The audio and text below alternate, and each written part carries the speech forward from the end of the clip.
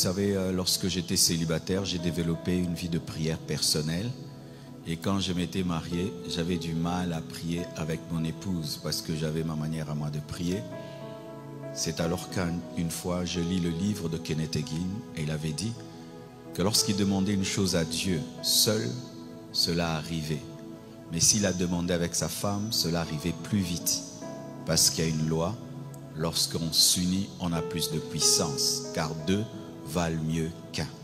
Lorsque tu pries seul pour une chose, Dieu va te la donner.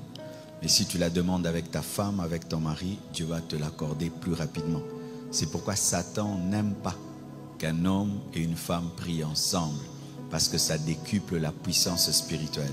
Tu vas te rendre compte que tu peux développer ta propre vie de prière, mais t'agenouiller avec ta femme, avec ton mari, pas à l'église, à la maison, c'est très difficile parce que Satan redoute l'amplification de la puissance par l'unité. C'est pourquoi il travaille à faire que les chrétiens se chamaillent à la maison, parce qu'il sait que si toi et ta femme vous vous chamaillez, vous n'allez pas prier ensemble et vous n'allez pas l'attaquer ensemble.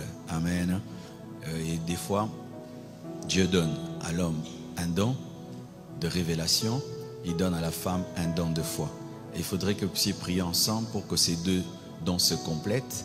Alors celui qui a la révélation peut savoir que nous avons tel problème financier, mais celui qui a la foi pas maintenant demander et Dieu donne.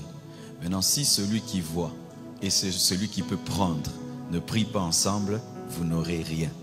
Et Satan, des fois, nous combat seulement en faisant que chacun prie à gauche, l'autre à droite, et des choses qui devaient arriver dans 10 ans vont arriver dans 30 ans, des choses qui devaient arriver dans une année vont arriver dans 10 ans. Vos couples, peut-être, marchent bien, mais peut-être que ça marche lentement, parce que vous priez avec tout le monde, mais sauf avec votre femme, sauf avec votre mari. Alléluia. Ainsi, j'ai des moments de prière personnels et je dois avoir des moments de prière avec ma femme, et quand sont venus les enfants, avec les enfants. Et quand je prie avec les enfants, je baisse ma dimension spirituelle, je prie à leur niveau. Il y a un ennemi contre ton couple, il s'appelle Satan. Et s'il ne t'attaque pas aujourd'hui, il a le projet de t'attaquer, même dans 10 ans, même dans 20 ans, même dans 30 ans, même à ta vieillesse, il va attaquer. C'est pourquoi il faut veiller.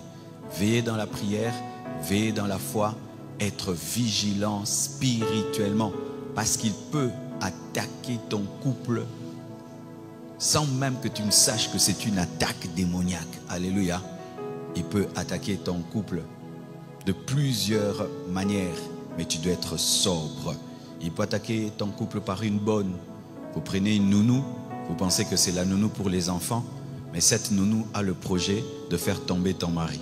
Tu vois, toi tu prends une nounou, mais derrière la nounou, il y a le plan de détruire ton couple. La Bible dit encore, sachant que les mêmes souffrances sont imposées à vos frères dans le monde. Et là, j'aimerais dire ceci. Lorsque ton couple va mal, souvent on pense qu'on est les seuls à avoir des problèmes. Tous les couples ont des problèmes. Amen. Hein? Tous les couples. Si quelqu'un te dit que son couple est parfait, c'est un hypocrite, un menteur. Pourquoi? Parce que le mariage n'est pas le mariage des anges. Ce ne sont pas deux anges qui se marient. On peut avoir la même foi, la même spiritualité, on s'aime, mais les caractères sont imparfaits. Un jour ta femme va t'énerver, un jour ton mari va t'énerver, un jour va dire quelque chose, faire quelque chose qui va t'énerver. Mais vous devez savoir que tous les couples ont des combats. Alléluia. Souvent, si tu ne le sais pas, tu vas croire que tu es le seul homme à avoir une femme bizarre, la seule femme à avoir un mari bizarre. Mais quand tu sais que dans le monde, tous les couples ont des problèmes, tu vas tenir ferme. Amen. Souvent, les hommes qui passent par des problèmes difficiles, les couples qui passent par des moments difficiles, pensent être les seuls. Non, les mêmes souffrances sont imposées à vos frères dans le monde. Amen. Il y a beaucoup de choses qui vont arriver dans ce monde, mais parmi les choses qui vont arriver, qui sont en train d'arriver dans le monde, c'est l'encouragement du divorce. Dans certaines nations, maintenant, mes frères, tu veux divorcer, tu vas devant un ordinateur, tu divorces. Dans certaines nations, maintenant, quand une femme divorce, on lui donne beaucoup plus d'argent que quand elle était mariée. On encourage maintenant les femmes seules. Si tu te maries, le gouvernement ne te donne plus beaucoup d'argent. Mais si tu es seul, on te donne beaucoup d'argent. Quand tu es dans le mariage, tu n'es pas soutenu. Quand tu quittes le mariage, tu as l'argent. Il y a quelque chose qui est en train d'arriver dans le monde. Le divorce va devenir normal. Que ce soit les prédicateurs, que ce soit les enseignants. Un pasteur divorcé, ça ne dira plus rien. Il y a une attaque démoniaque contre le mariage. L'infidélité, l'adultère, ce sera normal. Il y a un pays, je crois, l'adultère c'est devenu un sport. Ça fait il y aura même des Jeux olympiques de l'adultère.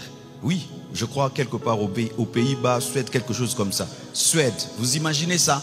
C'est dire on va banaliser le mariage, on va banaliser l'infidélité. Il y a des attaques démoniaques contre le mariage. Satan combat les mariages parce que ce sont les mariages qui engendrent les prophètes, les leaders, les grands hommes, les grandes femmes. Lorsque Jésus-Christ devait venir sur la terre, il est venu au travers d'un couple, Joseph et Marie. Même si Joseph n'a pas donné la sémence, mais il a protégé la sémence de Dieu. Et c'est lui qui avait des visions pour protéger Jésus.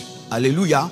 Il y a un vent qui va souffler et qui est déjà en train de souffler contre les mariages de sorte qu'on va se moquer. Un homme qui est fidèle, on va se moquer de toi. Une femme soumise, on va se moquer de toi. Imagine que tu travailles quelque part, tous tes amis trompent leurs femmes et tu es le seul à être fidèle. Tout le monde va se moquer de toi. Tous les jours, comment tu auras la force de résister? Pour résister devant l'idole qui est établie, il faut faire comme Daniel, prier le matin, prier à midi, prier le soir. Prier le matin, prier à midi, prier le soir. Ainsi, lorsque tout le monde va adorer l'idole, toi tu as la force de résister parce que tu as une énergie spirituelle capable de t'opposer au vent qui souffle sur tout le monde. Et si tu n'es pas un homme de prière, une femme de prière, ce vent-là va t'attaquer et va te détruire. Les premiers ennemis de ton couple, ce ne sont pas les femmes qui rôdent autour de ton mari. Les premiers ennemis de ton couple, ce ne sont pas les hommes qui rôdent autour de ta femme. Les premiers ennemis de ton couple, ce sont des démons, des puissances des ténèbres. Parce que tu peux haïr et combattre une fille, la fille la part, mais les démons maintenant qui le poussaient, il est parti. Alléluia. Est-ce que le démon est parti? C'est le piège dans lequel certains tombent. Deviennent des contrôleurs, vous contrôlez les téléphones, vous contrôlez. Tu peux contrôler un homme, mais tu ne vas pas contrôler les démons. Alléluia. Soyez des hommes de prière. Soyez des femmes de prière. Soyez des combattants dans la prière. Apprenez à prendre autorité sur les puissances sataniques, sur les puissances démoniaques. Pourquoi je vous dis cela, mes frères? D'ailleurs, je suis en train d'écrire un livre qui va sortir bientôt sur comment vaincre l'esprit de divorce. Voici une vision que j'ai eue. J'ai vu une vision d'un esprit cyclope. Vous connaissez les cyclopes? Ce sont des êtres qui n'ont qu'un seul œil. J'ai vu un esprit qui n'avait qu'un seul œil, qui travaillait dans le noir. Il était comme un phoque avec un seul œil et il rampait dans le noir. Il était tellement noir et il était dans le noir de sorte qu'on le confondait aux ténèbres. On ne pouvait pas savoir qu'il était là, mais par le discernement de l'esprit, j'ai vu l'esprit là. Et qu'est-ce qu'il faisait? Il rampait et il allait vers les couples. Et quand il allait vers un couple, il regardait dans le couple qui était le plus faible. Il testait. Il avait une capacité de savoir dans le couple le plus faible spirituellement, celui qui ne prie pas beaucoup, celui qui n'a pas la crainte de Dieu. Il n'attaquait pas celui qui était fort. Il allait vers celui qui était faible. Et lorsqu'il allait vers celui qui était faible, il le mordait seulement. Et il partait. Il ne s'occupait pas de celui qui était fort. Pourquoi? Parce qu'il était sûr que le faible fera son travail. Après qu'il soit parti, le faible qui est mordu, maintenant va travailler à affaiblir celui qui est fort. Et je voyais des couples qui se détruisaient, Et qu'est-ce qui arrivait? Lorsque cet esprit mordait un couple, et ce couple se détruisait, ce couple devenait comme des zombies. Ils sont morts mais vivants, et ils allaient auprès d'autres couples pour les mordre et les transmettre la maladie. Et partout où il y avait des couples malades, les lumières s'éteignaient. Les lumières s'éteignaient et je voyais des quartiers où le 3/4 du quartier est dans les ténèbres et il n'y avait que quelques lumières des couples qui étaient en bonne santé. Et les couples qui étaient dans les ténèbres travaillaient aussi à enténébrer les couples qui étaient dans la lumière. Et comment est-ce qu'on arrivait à vaincre cet esprit cyclope? C'est-à-dire que lorsque cet esprit venait, il fallait que l'homme et la femme se tiennent les mains et puissent lui résister. On ne le vainquait pas seul. il fallait être à deux pour le vaincre. Et lorsqu'il se tenait, il le résistait, cet esprit s'en allait. Alléluia. Mes frères et sœurs, quand j'ai vu cela, j'ai compris ce qui arrive dans le monde aujourd'hui. Lorsqu'il vient, il mord un couple, il engendre 10 sortes de divorces. Je vais les citer rapidement et nous allons prier. Première sorte de divorce, un divorce financier. Vous pouvez être ensemble, mais vous avez divorcé financièrement. C'est lorsqu'on dit, c'est mon argent, c'est mon argent, c'est mon argent. Vous êtes divorcé, mais financièrement. Le divorce ne commence pas directement devant l'avocat ou devant le juge. Il commence dans les finances. Quand vous commencez, mon argent, mon argent, mon argent. Deuxième divorce, le divorce matériel, financier. Ma télévision, ma voiture, ma maison. Ma télévision, ma voiture, ma maison. Ça c'est ma voiture, ça c'est ma maison, ça c'est ma télévision. Ça c'est pour moi, pour moi, pour moi, pour moi, moi. Ce n'est pas pour toi, c'est pour moi. Vous avez déjà commencé à divorcer matériellement et financièrement. Troisième sorte de divorce, le divorce en pensée. Vous êtes ensemble, mais dans ta tête, tu aimerais que ta femme meure pour épouser une autre. Dans ta tête, tu aimes une autre femme, mais tu es avec ta femme. Dans ta tête, tu aimes un autre mari, mais tu es avec ton mari. C'est un divorce en pensée. Tes pensées ne sont plus là, mais ton corps est là. C'est comme Jacob, il pouvait être avec Léa, mais dans sa tête, il est avec Rachel. Un divorce en pensée, où déjà tu regrettes dans ton cœur, tu ne le dis pas, tu regrettes. Pourquoi je l'ai épousé? Pourquoi je l'ai épousé? Tu as divorcé dans tes pensées. Quatrièmement, il y a un divorce affectif. Lorsqu'il n'y a plus de signe d'affection, tu ne touches plus ta femme, tu ne touches plus ton mari, il n'y a plus de compliments, il n'y a plus de signes d'affection. Quand on vous regarde, c'est comme deux inconnus. Vous habitez la même maison, vous vivez ensemble, mais il n'y a plus d'affection, de signes d'affection. Chérie, ça disparaît. Caresse, ça disparaît. C'est un divorce déjà affectif. Et sachez que c'est une maladie qui va progressivement. Cinquième sorte de divorce, le divorce spirituel. On ne prie plus ensemble, on ne croit plus les mêmes choses. La femme croit ça, le mari croit ça. La doctrine de l'homme c'est ça, la doctrine de la femme c'est ça. La femme prie, l'homme ne prie pas. L'homme prie, la femme ne prie pas. Un divorce spirituel. Ou même des fois l'autre abandonne Dieu et l'autre continue. Le mari devient païen, la femme est toujours chrétienne. L'homme est toujours chrétien, la femme est païenne. C'est un divorce spirituel. Et lorsque vous vivez ces choses, sachez que ça va vous amener, si vous ne réglez pas le problème dans la prière et devant Dieu, jusqu'au divorce juridique.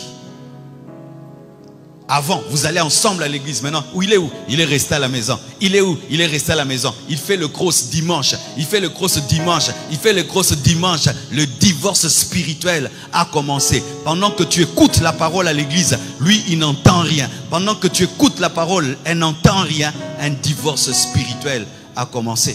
Il y a aussi le divorce dans la vision. Vous avez maintenant des visions divergentes. Toi, tu as des grands projets. Lui, il a des projets que dans le présent. Vos projets divergent, se contredisent, se combattent. C'est quand vous voyez celui-ci, il vit au Japon, l'autre vit à Kinshasa. L'autre vit à Kinshasa, l'autre à Dubaï. Alléluia. C'est-à-dire, il n'y a plus la même vision de la vie. Celui-ci sacrifice, l'autre dépense. Est-ce que vous continuez à voir le même futur et à courir dans la même direction? Lorsqu'on n'a plus la même vision, les mêmes projets, les mêmes rêves, c'est un divorce déjà dans la vision. Septième, le divorce sans parole. Là on commence à dire, on va se séparer, on va se séparer, on va se séparer, je vais partir, on va se séparer, je vais partir. Je regrette. Là maintenant tu ne penses plus. Tu commences à parler. C'est déjà un divorce qui a commencé, mais en parole. Et quand ça continue, ça va engendrer le divorce juridique. Huitièmement, le divorce sexuel. Là maintenant on ne dort plus ensemble. Séparation de corps. L'homme dort au salon, la femme dans la chambre. La femme dans la chambre, l'homme au salon. On fait 2 ans, 3 ans, 1 année. On ne se touche plus. Il n'y a plus rien. C'est un divorce sexuel qui prépare un divorce juridique. Lorsque vous vivez déjà ces manifestations-là, vous avez été mordu par cet esprit cyclope. Neuvièmement, là maintenant, on va devant les tribunaux. Maintenant, on cherche les avocats, on se sépare. Toi, tu prends telle maison, qui va avec les enfants. Ça, c'est un divorce maintenant juridique. Pour terminer, le plus grand divorce que cet esprit recherche, c'est divorcer avec Dieu. C'est quand maintenant, Dieu, le jour de l'enlèvement, il ne t'enlève pas. Il ne t'épouse pas. Tu meurs, tu vas en enfer. Tu abandonnes Dieu. C'est pourquoi j'aimerais parler un peu aux célibataires. Vous savez, les célibataires à Kinshasa, on pousse tout le monde à se marier. Moi, je ne pousse plus les gens à se marier pour se marier. Mariez-vous quand vous êtes prêts. Parce que le mariage peut te conduire en enfer. Le mariage peut te conduire en enfer.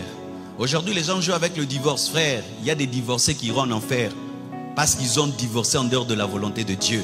Il y a des principes pour divorcer bibliquement, mais il y a certains divorces qui te conduisent en enfer. Même si la société te comprend, l'église te comprend, ta famille te comprend, les juristes te comprennent, Dieu ne te comprend pas. C'est pourquoi, fais très attention. Lorsqu'un esprit de divorce entre dans ton mariage, le but de cet esprit, ce n'est pas seulement te séparer d'une femme et d'un homme, c'est te séparer de Dieu. Parce que la Bible dit que Dieu est le divorce, le parjure, la répudiation. Dieu a la haine pour la répudiation. On ne s'amuse pas à faire des vœux devant Dieu et à les briser, à faire des vœux devant Dieu et à les briser. La plupart des temps, les gens qui divorcent, ils pensent qu'ils se séparent seulement d'un homme. Le divorce peut te séparer de Dieu. Les seules raisons bibliques du divorce sont l'adultère. Si l'autre commet l'adultère, ok. Et là, tu n'es pas obligé. Tu peux aussi pardonner. Une autre raison, l'autre veut te tuer. Vraiment, ta vie est en jeu, on veut te tuer. Il te tape à mort et elle t'empoisonne. Là, pour sauver ta vie. Parce que on ne se marie pas pour mourir. L'autre, pour rester dans le mariage, te dit, on fait un pacte avec Satan. Ah, toi, tu ne peux pas faire le pacte avec Satan. Lui dit, non, moi je pars. Tu refuses la sorcellerie. Tu es libre. La Bible dit que si l'infidèle se sépare, qu'il se sépare, Dieu nous appelle à vivre dans la paix. Alléluia.